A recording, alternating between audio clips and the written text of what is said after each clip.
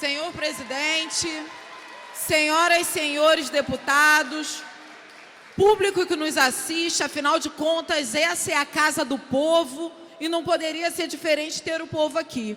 E aí é importante falarmos de quanto as contas do último do governo demonstram não só irregularidades, mas descomprometimento com a realidade das pessoas, que mais sofrem no estado do Rio de Janeiro. E aí, já foi falado aqui, o Tribunal de Contas do Estado do Rio de Janeiro apresentou irregularidades, o Ministério Público Especial apresentou irregularidades, foram 14 irregularidades apresentadas no total, que vai de encontro à vulnerabilização, inclusive, da subsistência das pessoas no estado do Rio de Janeiro. E aí a gente precisa falar de que irregularidades o TCE apontou. Senhor presidente, quando a gente fala, e eu sou uma das pessoas que mais critico a política pública de segurança do estado do Rio de Janeiro, que vem promovendo grandes barbáries, e a gente fala o quanto que o aumento da letalidade policial é algo que está colocado também, precisamos falar de quais são as prioridades orçamentárias e aquelas que os governos deixaram de investir para que pudesse colocar em prática essas ações dentro das favelas e da periferia, ignorando a realidade da população. Então é importante dizer que não foi investido como previa em educação, não foi investido como se previa em saúde, ou seja, dois elementos fundamentais para que a gente possa tirar a situação de extrema pobreza e a situação de extrema vulnerabilidade do povo que sofre no Rio de Janeiro.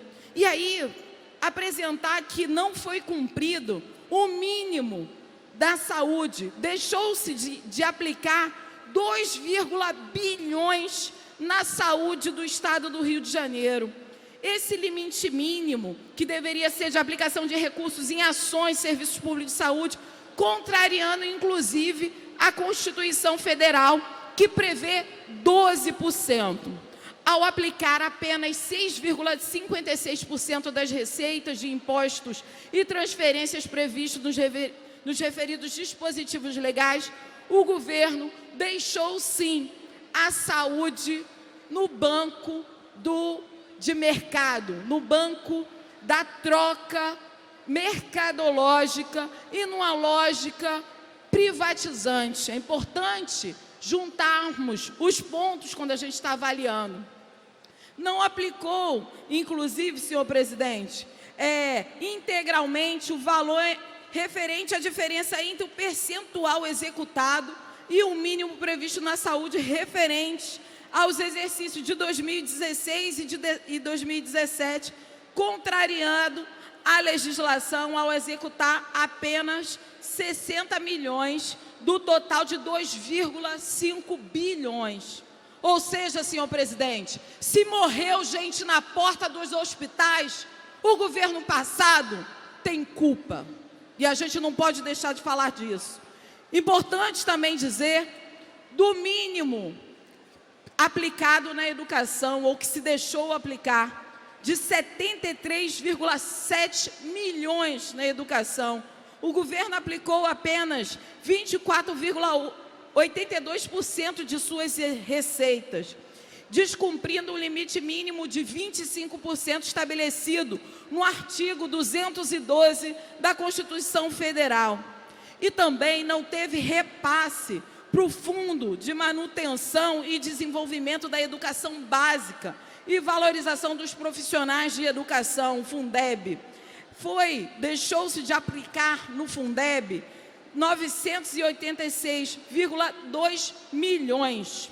Sem falar, senhor presidente, na FAPERJ, que deixou de ser aplicado 361 milhões em pesquisa. Ora, um governo que nega saúde, nega educação para a sua população, precisa não só apontar para esse absurdo que é deixar as pessoas morrerem nas portas dos hospitais ou deixarem as pessoas sem acesso à educação, a gente precisa sim votar contra essas contas do último governo Pezão Dornelles. Concedo uma parte ao deputado Flávio Serafini. Deputada Renata Souza, importante, Vossa Excelência está apontando esses diferentes problemas da gestão do ex-governador Luiz Fernando Pezão, que retiraram dinheiro de políticas públicas muito importantes para a população do Estado do Rio de Janeiro, na área da educação, na área da saúde, na área de ciência e tecnologia, na área da habitação de interesse social. O governo Pezão não investiu o que estava previsto, e também no Fundo de Previdência dos Servidores.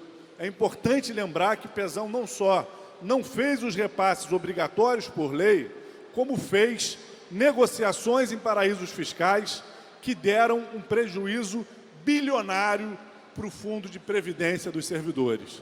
Nós do PSOL pedimos o impeachment do Pezão porque ele não cumpria os mínimos constitucionais em saúde.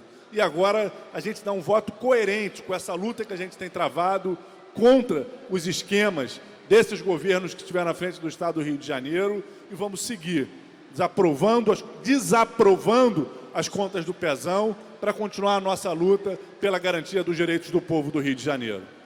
Muito obrigada, excelentíssimo deputado Flávio Serafini. Muito importante dizer que estamos votando com a coerência de sempre que o PSOL tem se colocado nessa casa, mas, acima de tudo, pela transparência, porque o governo atual não pode nos ameaçar, porque é isso que ele faz, quando diz que se não aprovarmos a conta do Pezão, as contas do Pezão, estaremos prejudicando. Ele quer o quê? Uma carta em branco, um cheque em branco, para abrir um precedente, para que possa fazer as mesmíssimas coisas que o Pezão fez em 2018. É isso que o governo do Estado está querendo nos dizer agora? A gente precisa questionar. Não pode ameaçar deputado, não pode dizer o que deputado e deputada devem fazer nessa casa. Afinal de contas, essa é a casa que precisa e deve se responsabilizar pelas contas públicas. Então, o deputado Flávio Serafini falava aqui do Rio Previdência. Importante dizer qual foi o valor. E, importante também falar que o último governador do Estado, inclusive, ele comete crime de apropriação indébita de previdenciário, da Previdência, no total de 203,7 milhões, prejudicando a saúde financeira do regime previdenciário. Ou seja, senhor presidente, quando a gente fala aqui, traz o debate sobre o FEIS, o Fundo Estadual de Habitação de Interesse Social, o quanto que é fundamental para que essa população tenha política pública de habitação, de moradia digna no Estado. E hoje a gente conseguir, com a maturidade e habilidade do nosso líder, Flávio Serafini, líder do PSOL nessa casa, entendendo que o mínimo de 5% é prioridade para que se possa fazer habitação e que a gente não tenha desgraças, inclusive, como a Muzema. Foram 24 pessoas mortas.